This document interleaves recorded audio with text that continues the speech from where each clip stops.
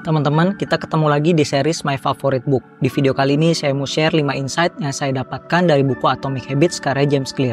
Insight-insight ini mengarahkan kita kepada bagaimana cara kita menjadi versi yang lebih baik dari diri kita saat ini, mulai dari memahami seperti apa impact dari kebiasaan yang kita bangun saat ini, bagaimana membangun kebiasaan baik agar long lasting dengan tidak berfokus kepada goal, hingga mempelajari dan mengimplementasi framework yang disebut James Clear sebagai The Laws of Behavior Changes. Buat kalian yang penasaran apa bagian penting di buku ini yang bisa kalian gunakan untuk merubah kebiasaan buruk dan membangun kebiasaan baik, langsung aja kita bahas. Insight yang pertama yaitu The 1% Rules.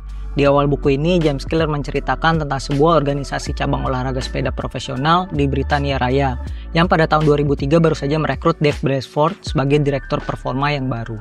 Waktu itu sudah hampir 100 tahun dari tahun 1908 pembalap sepeda profesional di Inggris punya prestasi yang biasa-biasa aja. Bahkan tidak pernah sekalipun memenangkan lomba balap sepeda paling akbar Tour de France. Sampai-sampai pabrik sepeda terbaik di Eropa menolak menjual sepedanya ke tim tersebut karena takut berpengaruh buruk ke penjualan sepedanya mereka. Brailsford mulai membuat penyesuaian-penyesuaian kecil seperti merancang ulang jok sepeda agar lebih nyaman, mengoleskan alkohol pada ban agar cengkramannya lebih baik, dan pembalap pun juga diminta untuk memakai celana pendek dengan pemanas listrik untuk mempertahankan suhu otot mereka. Gak hanya itu, Brailsford juga sampai menentukan jenis bantal dan kasur apa yang bisa membuat para pembalap tidur dengan nyenyak. Penyesuaian-penyesuaian kecil ini terus dilakukan oleh Brailsford hingga setelah 5 tahun tim ini mendominasi balap sepeda jalan raya maupun sirkuit hingga mereka mampu meraih 9 rekor olimpiade dan 7 rekor dunia, dan mereka juga meraih 5 kemenangan Tour de France selama 6 tahun. Dari 2007 hingga 2017 mereka memenangkan 178 kejuaraan dunia dan 66 medali emas olimpiade. Ini terjadi karena mereka melakukan perubahan-perubahan yang sangat kecil yang bahkan mungkin saat itu terlihat sebagai hal yang sepele. Tapi perubahan kecil inilah yang terakumulasi menjadi sebuah hasil yang besar. Kadang kita selalu berpikir bahwa kesuksesan yang besar membutuhkan effort yang besar juga. Kita meremehkan perbaikan kecil yang kita lakukan, yang kadang kita melihatnya sebagai sesuatu yang sepele dan tidak terasa. Kita selalu menempatkan beban besar untuk hal yang ingin kita capai, padahal beban tersebut malah akan membuat kita berhenti. Lain hal jika kita mengerjakan hal-hal kecil secara rutin yang membuat kita terbiasa. Hal kecil ini terus dilakukan dan membawa kita kepada perubahan yang signifikan. Teman-teman bisa lihat grafik 1% rules ini. 1% lebih baik setiap hari akan membawa kita kepada 37,78 kali lebih baik dalam 1 tahun. Begitu juga sebaliknya, 1% lebih buruk setiap hari akan membuat kita mengalami kemunduran hingga 0% perubahan atau lebih buruk lagi. Di buku ini, James Clear juga menceritakan ada sebuah pesawat yang ingin terbang dari Los Angeles ke New York, dan pilotnya menggeser sedikit saja arah pesawatnya, hanya sekitar 3,5 derajat ke selatan. Apa yang terjadi? Pesawat tersebut bukan mendarat di Los Angeles, tapi di Washington DC. Coba kalian bayangkan jika pesawat tersebut adalah kebiasaan atau habit kita. Sedikit saja kita merubah kebiasaan kita, maka akan berimpak besar untuk masa depan kita. Dengan sedikit perubahan kecil dalam kebiasaan kita sehari-hari, bisa membuat sasaran atau tujuan kita juga menjadi berbeda. Atomic Habits, a slight change in your daily habits can guide you to different destination, by James Clear. Insight kedua, lupakan goals dan fokus membangun sistem. Goal dan sistem adalah dua hal yang berbeda. Goal adalah hasil atau tujuan yang ingin kita capai, tapi sistem adalah proses yang kita jalani yang mengarah kepada goal atau hasil tersebut. Di buku ini, James Clear menekankan bahwa kita perlu untuk fokus membangun sistem yang bisa membawa kita menjadi lebih dekat dengan goal yang ingin kita capai. Seperti cerita para pembalap Britania Raya tadi, banyak sekali pembalap dari berbagai dunia mengikuti Olimpiade atau Tour de France untuk memenangkan medali emas. Mereka memiliki tujuan yang sama, yang membedakan antara siapa yang memenangkannya dengan siapa yang tidak, yaitu bagaimana sistem yang mereka terapkan. Para pembalap Britania Raya tadi menerapkan sistem dengan perbaikan-perbaikan kecil secara terus-menerus. Inilah yang membuat mereka mampu meraih kemenangan.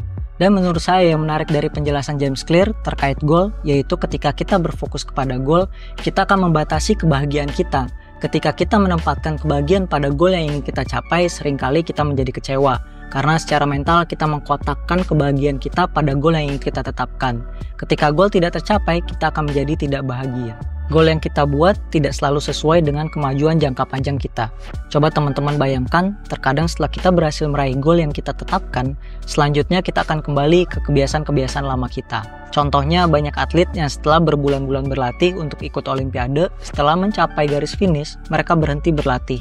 Tujuan dari menetapkan goal adalah memenangkan pertandingan, sedangkan tujuan membangun sistem adalah untuk terus berprestasi. Untuk itu kita perlu fokus pada sistem, melakukan perubahan atau membangun habit kecil, walau hanya 1% yang mungkin terlihat remeh. tapi kita lakukan secara terus-menerus dan menjadi kebiasaan. Kebiasaan kecil ini seperti atom, tidak bermakna, tapi seiring berjalannya waktu, atom ini akan menjadi berlipat ganda sampai menjadi hal yang lebih besar. Insight ketiga, identity change. Ketika kita berusaha melakukan perubahan, seringkali kita memulai untuk mengubah sesuatu tapi salah sasaran. James Clear menjelaskan bahwa ada 3 lapisan perubahan. Lapisan pertama yaitu mengubah hasil. Contohnya menurunkan berat badan, memenangkan pertandingan, atau menerbitkan buku. Lapisan kedua, mengubah proses. Contohnya merapikan meja kerja atau meja belajar agar proses bekerja dan belajar menjadi lebih baik. Lapisan ketiga dan merupakan lapisan dalam yaitu mengubah identitas.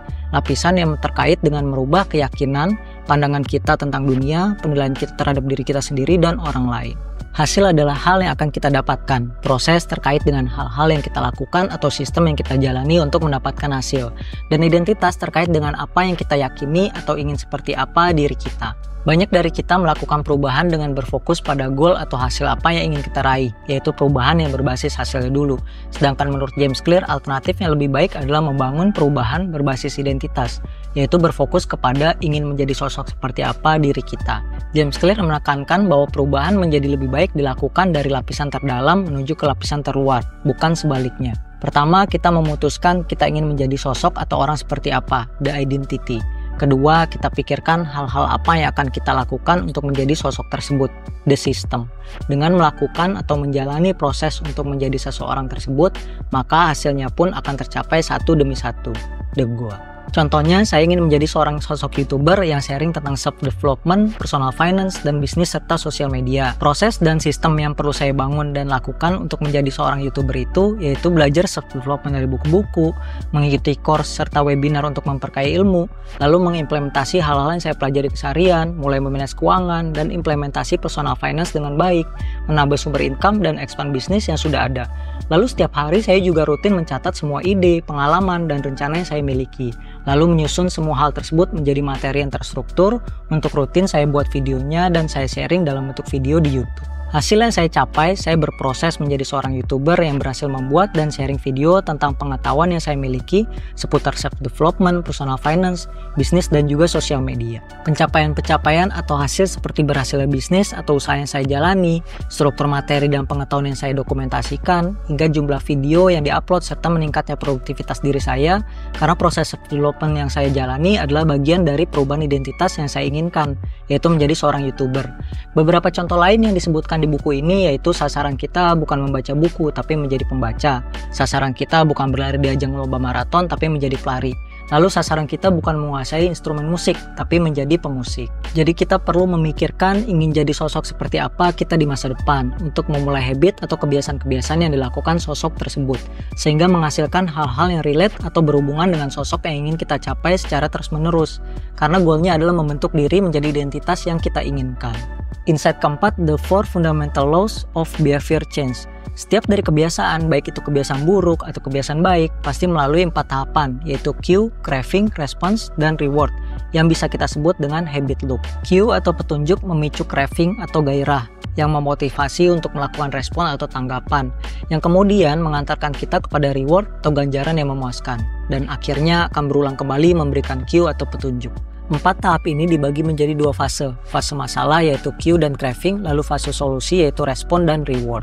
Beberapa contoh habit loop dalam kehidupan nyata kita, misalnya kamu lagi merasa bosan dan jenuh. Lalu kamu merasa ingin sesuatu yang menghibur, kemudian kamu mulai membuka sosial media dan scrolling. Lalu kamu merasa puas karena melihat konten di sosial media. Contoh kedua, kamu baru aja bangun di pagi hari dan kamu merasa butuh energi di pagi hari. Kamu mulai membuat dan meminum kopi, lalu kamu merasa lebih segar dan merasa happy karena kafein yang baru aja kamu rasakan.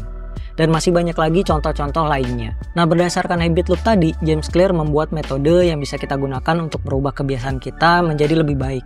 James Clear menyebutnya the laws of behavior change. Pertama, make it obvious. Buat kebiasaan itu terlihat. Ini berhubungan dengan cue atau petunjuk untuk membuat kebiasaan-kebiasaan baik yang mau kita bangun menjadi terlihat. Ada 4 hal yang bisa kita lakukan agar kebiasaan menjadi terlihat. Yang pertama, scorecard, yaitu menuliskan semua kebiasaan-kebiasaan kita dan menandai kebiasaan-kebiasaan tersebut. Kebiasaan baik diberi tanda plus, kebiasaan buruk diberi tanda minus, dan kebiasaan yang netral diberi tanda sama dengan. Jadi kalian mulai tahu mana kebiasaan baik yang mau kalian lakukan terus-menerus dan mana kebiasaan buruk yang mau kalian hentikan. Yang kedua, intention implementation. Ketika kalian berniat melakukan kebiasaan baik secara terus-menerus, coba tambahkan frase niat kalian. Misalnya yang tadinya kalian niat saya akan rutin membaca buku, coba kalian ganti menjadi saya akan rutin membaca buku setiap jam 6 pagi di ruang kerja. Berdasarkan penelitian, ketika kita menambahkan rencana kapan dan di mana saat akan melakukan kebiasaan, tingkat kesuksesan kita untuk bertahan pada kebiasaan tersebut akan menjadi lebih lama. Yang ketiga, habit stacking, di mana kalian menumpuk kebiasaan baru dengan kebiasaan lama. Contoh yang saya lakukan sampai saat ini, di pagi hari setiap pukul 7 saya membuat kopi, dan setelah membuat kopi saya akan membuka laptop dan mulai menulis skrip yang akan menjadi konten video YouTube saya.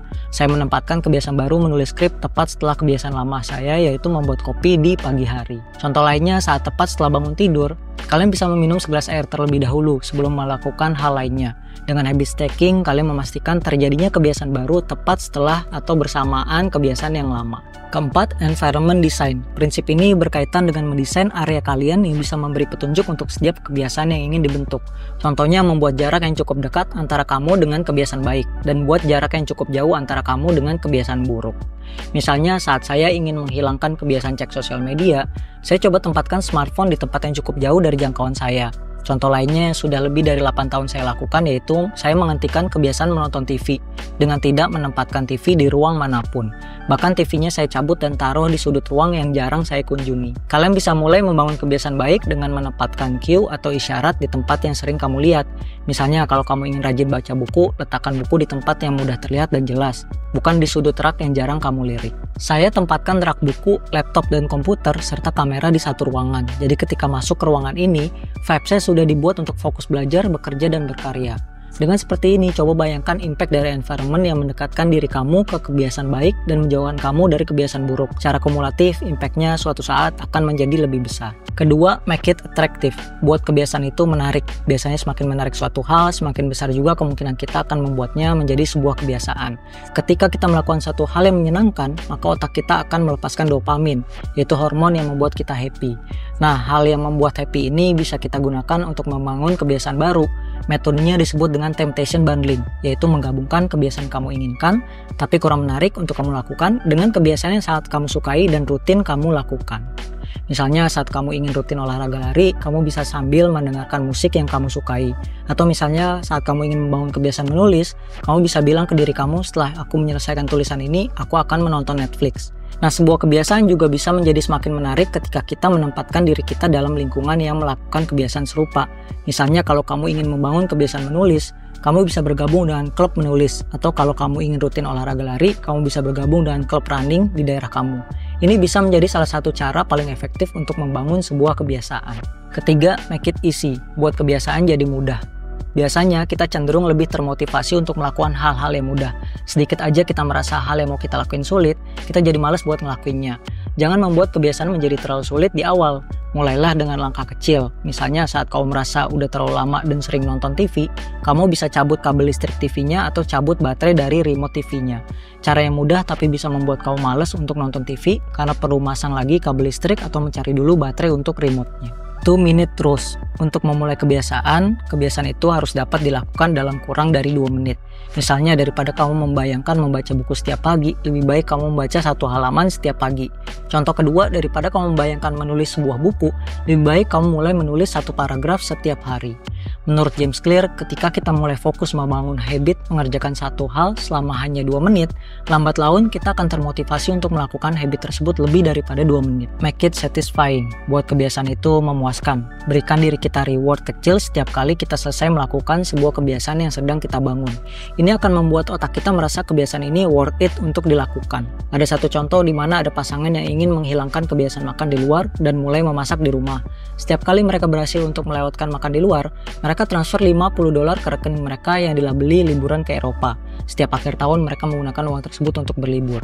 Kepuasan saat mereka berhasil mentransfer uang ke rekening tersebut membuat mereka mempertahankan kebiasaan untuk tidak makan di luar.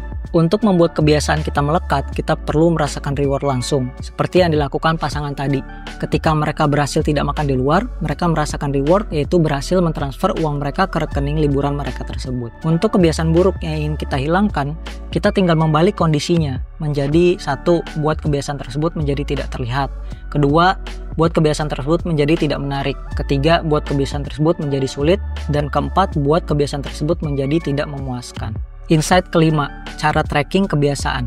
Untuk mempertahankan kebiasaan-kebiasaan yang udah coba kita bangun, pasti sulit teman-teman.